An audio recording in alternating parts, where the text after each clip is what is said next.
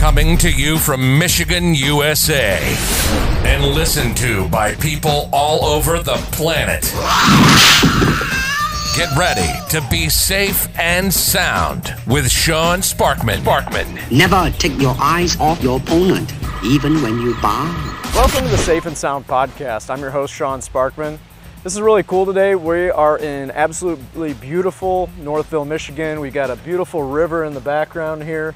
If you're not from Michigan, I mean, sometimes you hear some bad things about Detroit, but this is the Metro Detroit area right around the city, and it's absolutely gorgeous. And I got sitting next to me here a good friend of mine. His name is Taqqee Khabir, and Taqqee has been a martial artist for a very long time, but more than being a martial artist, what is it you call yourself? Movement specialist. Movement specialist. And I think this is really interesting because he's got a very unique perspective that can apply to everybody that's out there, not just somebody who wants to do martial arts or someone who's young.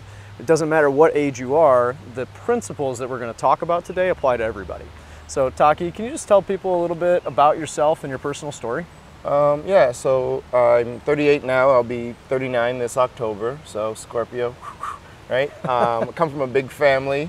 I have one brother and 7 sisters, so there's 9 of us total. I have triplet older sisters, and then there's me, and everybody else is younger than me. I've been into martial arts since I can remember. I think one of the earliest memories I had was watching kung fu movies with my dad.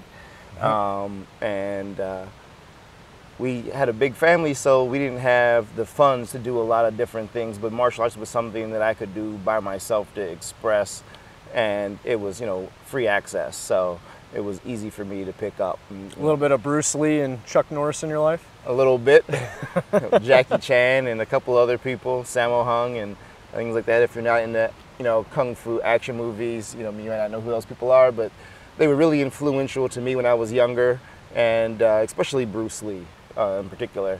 The philosophy around it and the way he would speak, I always liked that. One of the things that always stuck with me, one of the things he said is, you know, it's about expression, right? You know, and I always liked that.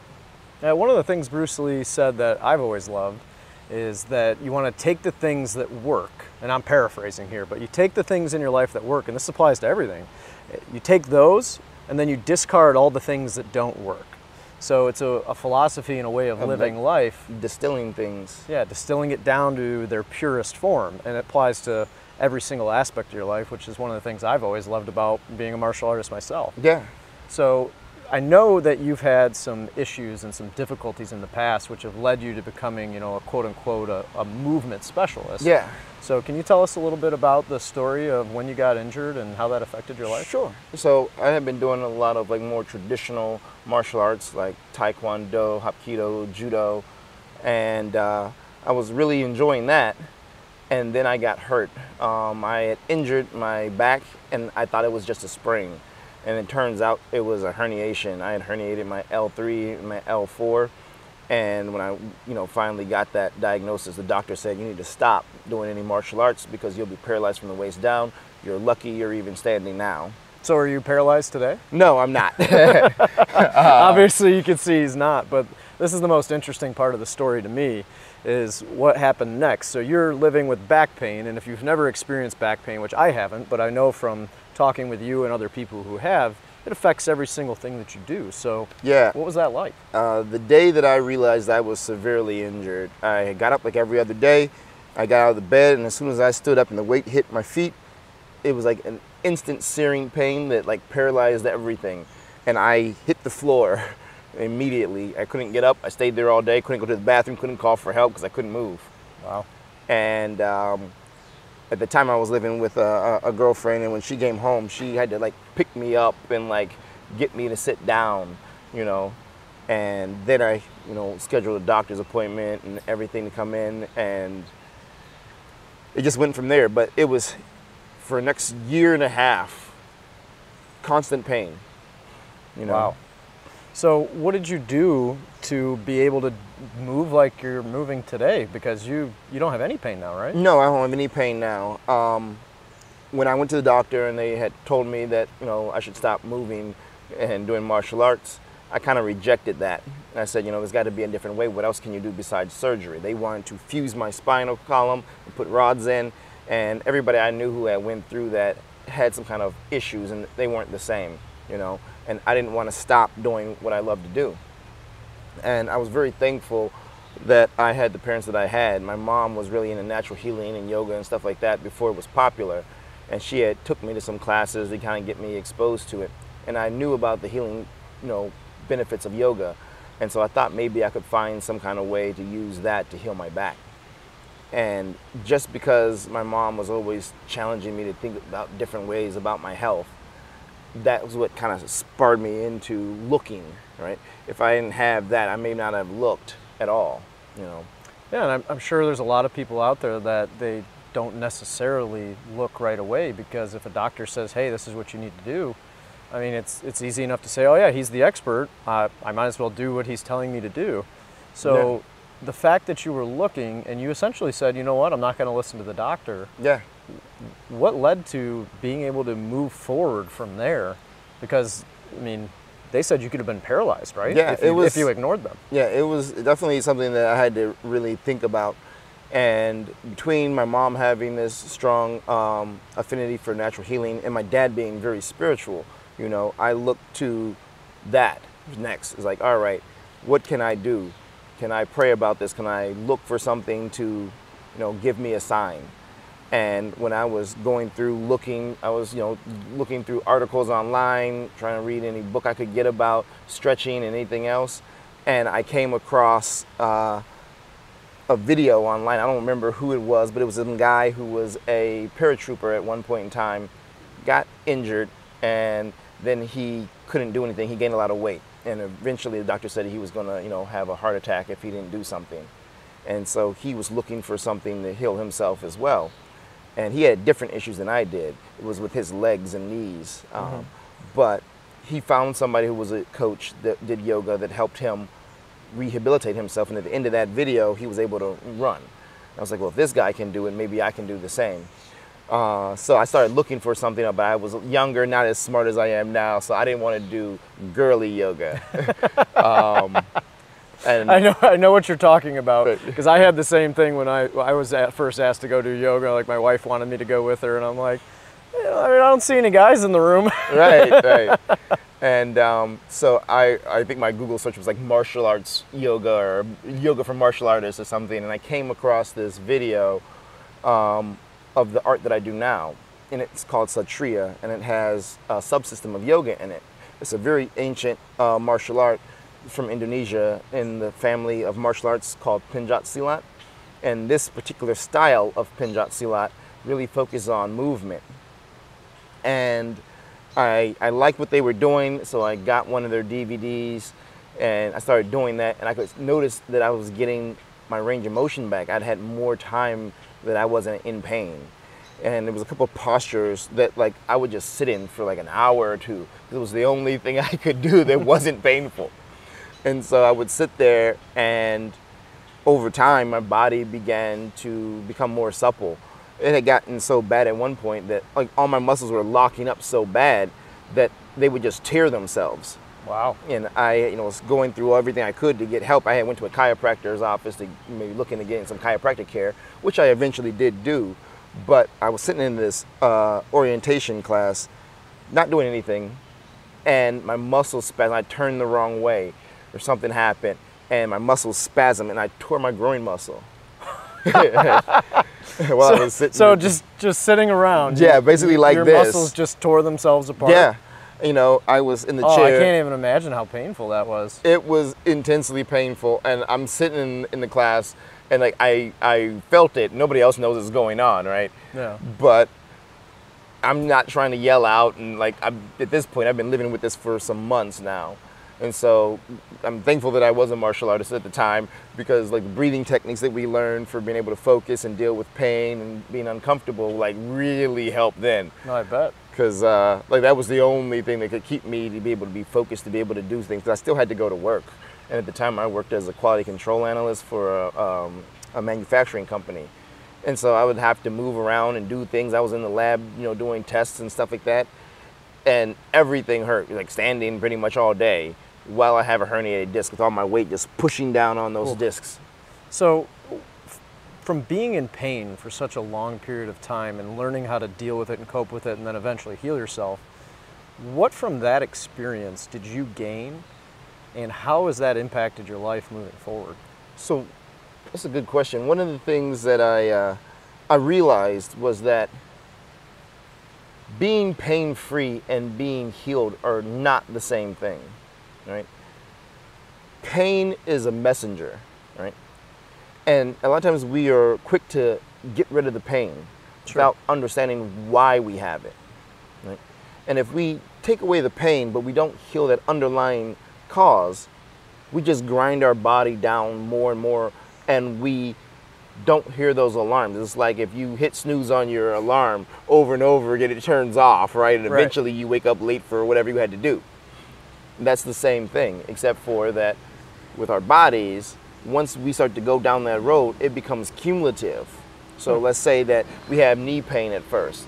We don't figure out why we had the knee pain. We just start taking painkillers. We keep deteriorating the joints and the muscles and tissue around it. And then eventually, now we have arthritis. It flares up. Now we have to take more medications which have side effects that cause problems. Or maybe we stop moving as much because it is. Now we're gaining weight. We're sitting more because our knees hurt. Now we have... And that makes it more difficult to get started, right? Right. And so it becomes this thing where each, kind of increment pushes you further along this hole into where now you're deteriorating to a point where you have an uphill battle. That's interesting, because I was taught this when I first started martial arts. It's called the 1% rule, where when you're trying to make a change to your life or just trying to make things better in what you do on a daily basis, instead of trying to make wholesale changes, it's the same thing that you're describing, but in reverse. Yeah. It's like building a house. You take one brick at a time, and then all those bricks eventually add up to a house. That's the 1% rule. You get 1% better every day. But this is the opposite, because generally rules in life work both directions, right? Yeah. So in this case, it's going 1% the opposite way, right? Yeah, definitely. And, it's surreptitious because you don't consciously make that decision, right? Right. You're responding to being uncomfortable, right? And so much in our society today, we're taught to seek comfort, right? Immediate gratification. We want to be comfortable. Everybody's selling you on luxury and excess, right? Or the next big fix, lose 30 pounds in 30 days. Right. And so nobody wakes up and says, you know what, I'm going to decide to get, sicker today. It's I'm stressed. I don't want to deal with this. This is uncomfortable. It's painful. I just want to live my life. But the interesting flip side of the coin is that in order to make the changes, you have to make the decision. Right. It's so weird. Yeah, it is. And it's like I said, surreptitious because you're just living your life, but each day you decide not to make a change in the opposite direction, you're sliding further down that hole. And so like you said, if you do decide to make this decision, you don't have to start all at once. It's that 1%. And the first part of it is education. Let's go back to that knee thing. If you had knee pain, you don't know why, figuring out why you have knee pain. Right, just because the pain's in the knee doesn't mean that the problem's in the knee. No, a lot of times it's somewhere else. You could have an underactive glutes, right? So now your leg is not in alignment. And this affects women more than it does men. Women's hips girdles are wider, and so their femur comes at a deeper angle. Okay. So professional soccer players, they have a higher occurrence of knee injuries in the female leagues than they do the men leagues for that exact same reason. I didn't know that. Yeah. And so just simple things with your anatomy, understanding things like that can make a huge difference. Paying attention to your alignment and seeking somebody out who can explain those things to you, because unfortunately a lot of times, like your primary care physician may not even know, right? Sure. There's so much to learn about the human body. That's why they mainly do referrals, right? Yes. They do the primary, the general stuff. They're like the gatekeeper that says, okay, here's what's going on. We don't know exactly why. Let's send you to the specialist. Right. And a lot of times, if you don't have any, understanding of what's going on with your body, you're just, I don't know what's going on. Can you make it stop? Their first role is to alleviate symptoms, right? To take away your problems. And so painkillers would be the easy way. Yeah. Now we can refer you to specialists or physical therapy to figure out what's going on But then usually once the pain subsides, people are like, okay, great, I'm healed, back to my life as normal, right? They don't follow through. So if you don't advocate for yourself, a lot of times you're left out there just searching around for something to make you feel better, not necessarily heal you. And the doctor wants to help you. Right. So my next question is, today in your practice, you call yourself a movement specialist. So what are you doing with the experience that you've had to impact the lives of others? Okay, so my business really is kind of two kind of different genres. One is self-defense and martial arts specifically, and the other one is physical training, right? And people come for me for different angles and different reasons for both of those, but either way, I want people to leave with a greater understanding of their body and movement that they can express. I always tell people, if you were working out, we're trying to become fit. Fit for what?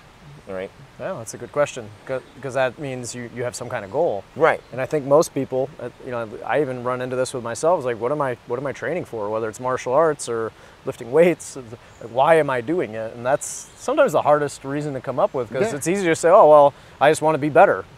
But what are you going to do with it? What I like that you do with that. it, That makes sense. and then that also shapes what kind of training you are looking to do.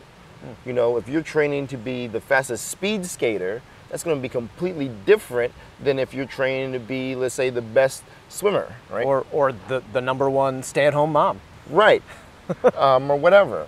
But your training should reflect what your goal is and what you do in your life, right? So for me, even though I do work out at the gym and lift weights, my primary workout doesn't require me to do a lot of lifting, because it'll make me bulk up a little bit, and I want to be more supple, right? Not saying that you can't work out and like that, you know, but I use a different method, right? I want my muscles to be more elastic and everything else. We were talking about this the other day, and your leg fell asleep. I was giving you kind of razzing you a little bit about you're so tight that your muscles are falling asleep, right? Yeah, you were doing that.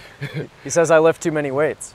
And we go back and forth. Like, weights are great, but the mobility aspect of it is where you really, like, I find the most benefit, right? And so building strength for mobility, right? Right. Not just which is why I lift weights in the first place. He just loves to razz me on anything because we've been good friends for a long time. So yeah, anytime I can get a chance to mess with Sean, I do. It can be the simplest thing, right? He doesn't like his coffee with cream in it, and I'm going to find a reason to make fun of him about it. This is 100% true. Yes. So back to what we're talking about. In your day-to-day, just do you have a specific story of somebody that you can give as an example of they came to you with some type of issue and you've helped them to become better? Yeah, sure. I'll give you a couple different short ones, and I'll give you kind of a long one. So people a lot of times, you know, whether they're training with me with the physical training or martial arts, I don't hear stories about people be like, yeah, I got jumped by like 20 people and I beat them up, and I don't hear people saying, you know, I trained with you and now I'm the top athlete in whatever, right? What I hear a lot of times is, you know, I don't have pain anymore. I had the courage to finally step up to my overbearing boss, or apply for medical school, or, you know, I can walk down the street, I'm not afraid anymore. Those things are what I get the most of.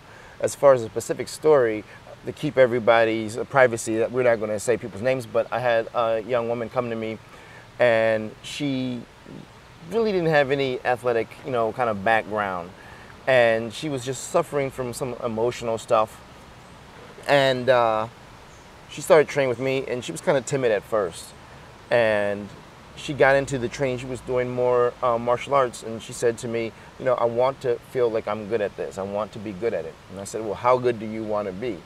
She's like, the best I can be. I said, okay, well then we're going to split your training up. I know you came to me for martial arts per se, but I'm seeing the way you're moving, you have some deficiencies in strength. In order to be really good, we have to build those up, right? So I put her on a strength training program. And to her credit, she was very dedicated with everything. That's the hardest part. Yes, it is. Like, you can want to do something, but you got to actually do the work. And she did, right? But we would meet once a week for like an hour in the beginning, and I would give her a program, and I would give her homework to do. Strength training, do this, do this, do this. And then we would do martial arts and train and things like this. And it took about 6 months or so for me to notice the outward change, right? She said she started noticing the change inside almost immediately. That's cool. And now she's one of my, I won't say like a star student, because all students are different. Sure. But she's very dedicated, and she's moving to the next stage where she's saying, you know, maybe I want to be an instructor someday. Oh, that's You know? cool. Yeah. And so I said, all right, well, that's the next goal. We'll work toward that. So next thing is to teach you to be able to apply this stuff. So she's looking at competition now. You know, she went from, you know, suffering from emotional issues and things like that, and, you know, not being really physical. And now she's saying, you know, I'm more confident than I've ever been. I am stronger than I've ever been. And I have a better outlook on life than I did before I met you. That's cool. That's cool. So what does that feel like for you? To have a student that, and just a personal story, to see somebody go from here to here. Yeah. How does that impact you? It drives me. It makes me passionate. It makes me get up. For a long time, I had a 9-to-5, and I did martial arts for myself, privately. Right. I didn't start teaching publicly until some close friends around me had some bad things happen to them, and we were talking, and they asked me some things they could do, and they came back to me later on and said, you know, this really helped me. Maybe you should think about doing this publicly. And I was at a place where I was looking at a transition in my life. I was getting divorced, and, you know, I was like, what do I want to do with the rest of my life? I was like, this is something that I've always been passionate about. Maybe this might be a good fit for me. And since then, you know, I've had so many opportunities because of that. It really helps me to see this is what I was meant to do. Like the passion that I have for movement and understanding how to teach people to not only just do martial arts, but move their body, right? And to understand the connection between their bodies and the things that we overlook. A lot of times we work out the vanity muscles, Yeah. right? Well, we all want to look good, don't we? Right, we do. But sometimes it's simple things like strengthening your ankle stability so your foot isn't caving in, which will then give your knee more stability and take that pain away. Working on your ankles is not something you see people doing at the gym necessarily, right? Not very often.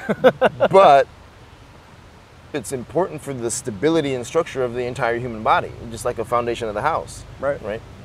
And so helping people to understand the connection between those things and what they are seeing, their movement patterns, how they're feeling. And then I was saying, you know, now that my ankle is stronger, my foot's more solid, I'm not as tired at the end of my work day. Now I can go home and have the energy to be engaged with my family, my kids, right? You know, or maybe if you're, say, retired or in your later years, what would that look like for somebody like that? Something like that. Things like as we get older, a lot of times people who are older have issues with their knees, their hips. Foot drop is a huge issue. People falling, right? Or getting up and down the stairs. So what's something they could do to help work on that? A simple thing you can do just like to help with ankle strength and mobility is to actually practice flexing your feet. So if you're sitting down just like we are here, flexing your toes. I don't know if you can see in the camera, but flexing the toes up toward the shin. Okay. Holding that. And you don't even need a gym to do that, No, right? you don't. And then once you can get to that, you can always add a little bit of resistance. You could use a towel at first. Or a resistance band. Step on one side and flex your toes. Oh, like those rubber bands that you can get on Amazon, like the exercise Yeah, ones? like little circular ones or whatever. You can use that. And that can help strengthen. It will also stabilize your foot, right? It keeps your bones stacked where they should be instead of being off to the side. So if you think about your foot as a platform, if it's flat, you can stack things on it. But if it's tilted, now you have something that's got to compensate. Well, that makes sense. And then if you're tilted, like you are here, and let's say you've got your shin bone going up, then that of course would place your knee out of line, right? Yes. Which then would place your hip out of line and your shoulders. So just by fixing and working on the feet and ankles, I'm assuming that that can affect the whole chain. Everything's connected. Oh, that's awesome. And so our bones aren't actually like together as a structure. They're like sticks held together by rubber bands.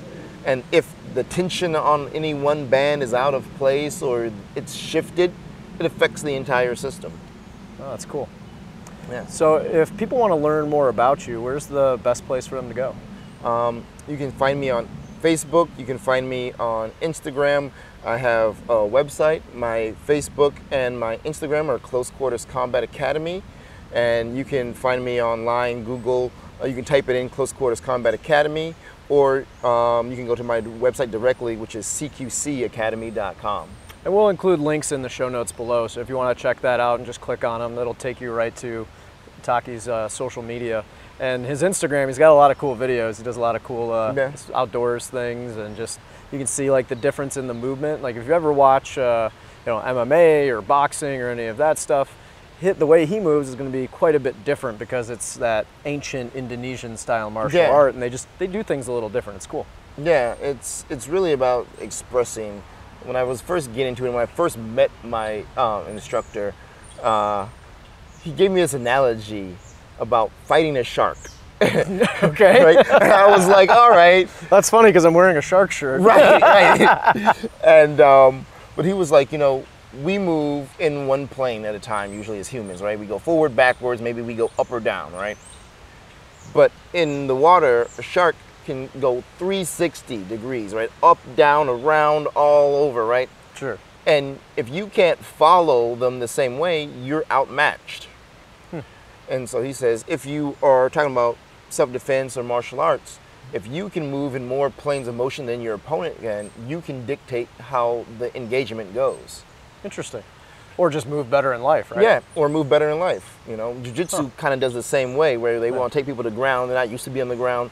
You do jiu-jitsu, so the idea is that, bring them down where they're uncomfortable, and then when they're uncomfortable, they don't know what to do, you have an advantage. Yeah, we call ourselves the sharks on the ground. Of course you do. That's an old school Brazilian term. So I think that's the scientific term for Brazilian Jiu-Jitsu. Okay. So, but that idea of being free to move in life or in martial arts is really like a metaphor for everything around,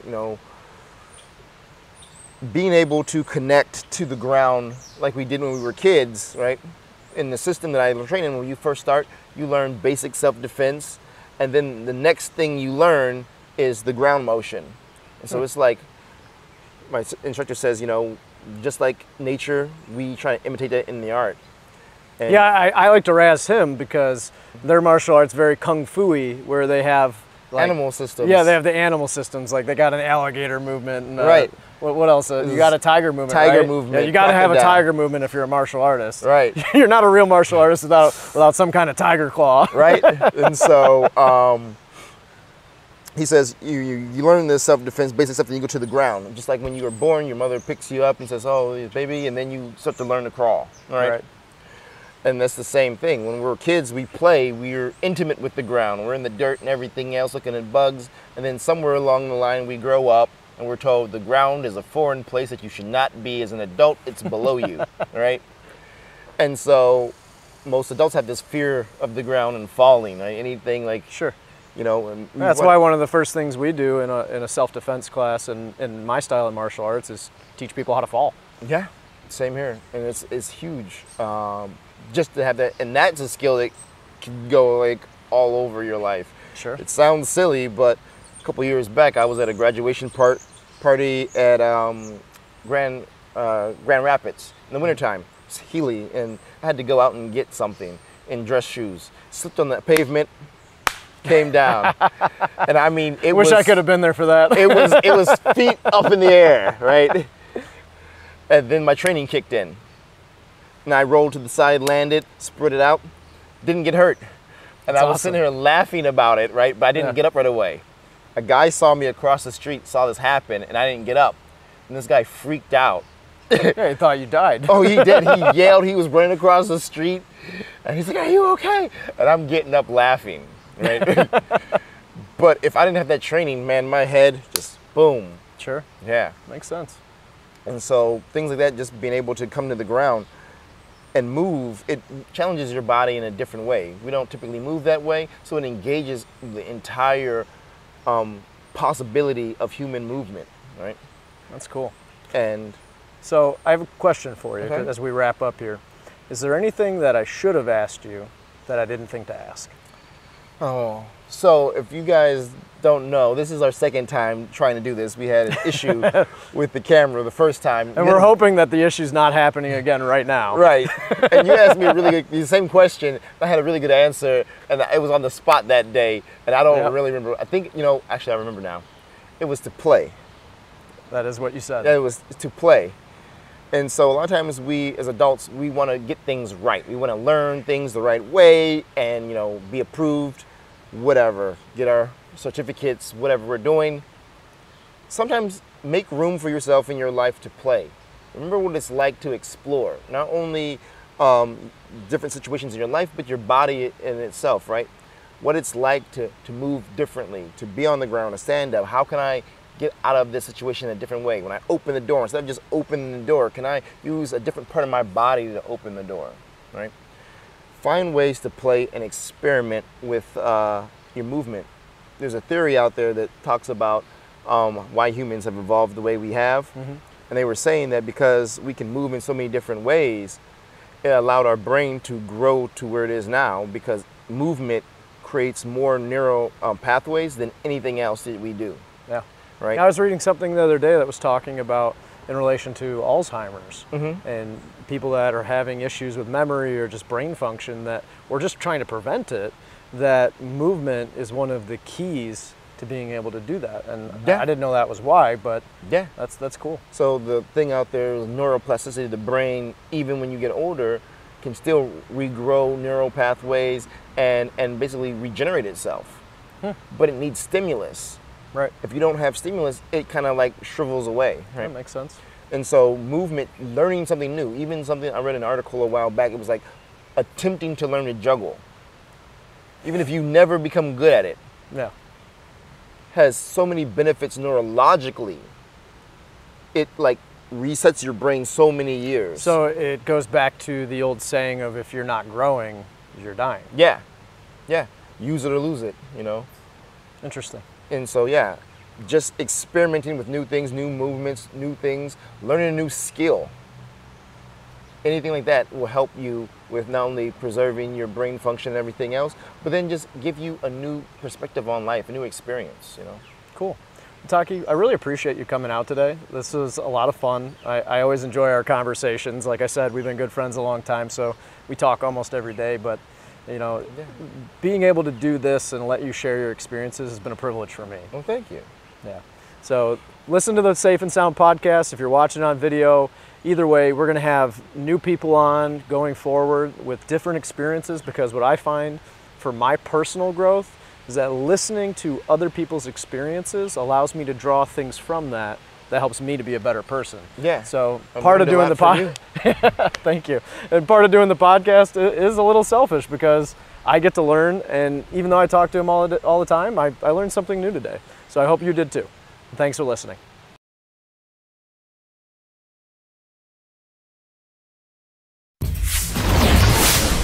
Thanks for listening to Safe and Sound Radio with Sean Sparkman. Sean Sparkman. If you have questions or would like to suggest a topic for future shows, contact Sean at 313-246-9278 or visit the website at www.safeandsoundretirement.net. That's www.safeandsoundretirement.net. I must leave.